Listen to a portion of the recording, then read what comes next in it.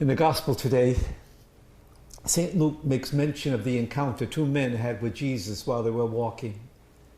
They invited Jesus to come and stay with them and eat with them.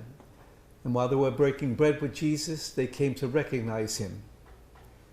In recent weeks, and as a result of the pandemic occasioned by the coronavirus, many Catholic Christians across the world have been unable to break bread with Jesus, to celebrate Mass with a priest present, and to receive the body and blood of the Lord.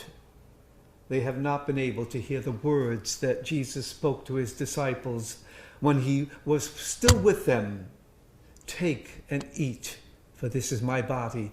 Take and drink, for this is my blood.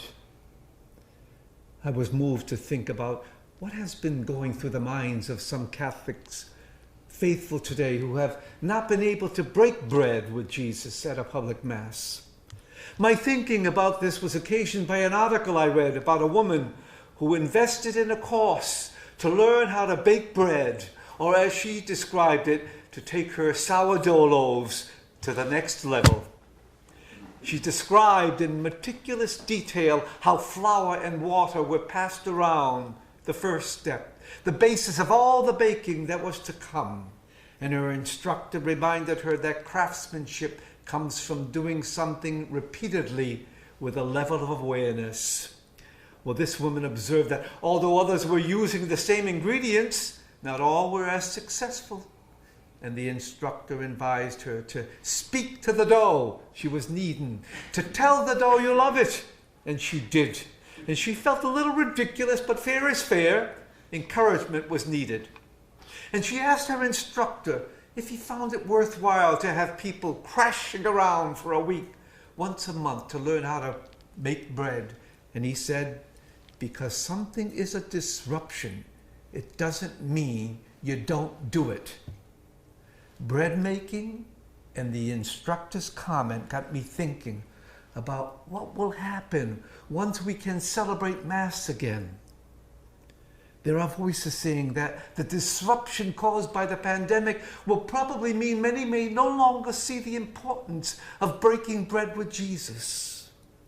But just as the bread instructor reminded his student, just because there is a disruption doesn't mean we no longer invest in ourselves making bread, but breaking bread. For just as the water and flour were the basis of all bread baking, bread and wine are the essential food items that Jesus took and blessed and passed among his disciples, something done repeatedly since the meal Jesus had with his disciples in the upper room.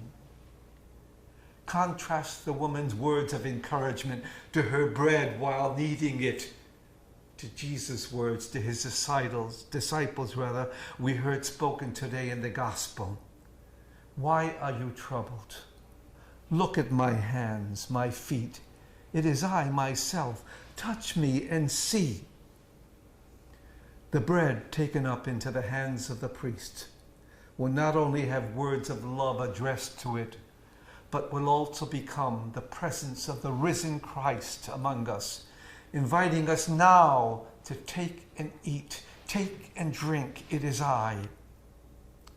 Maybe my own meandering thoughts and words about bread making and bread breaking can enter our prayer today as we gather with our families or alone with Christ.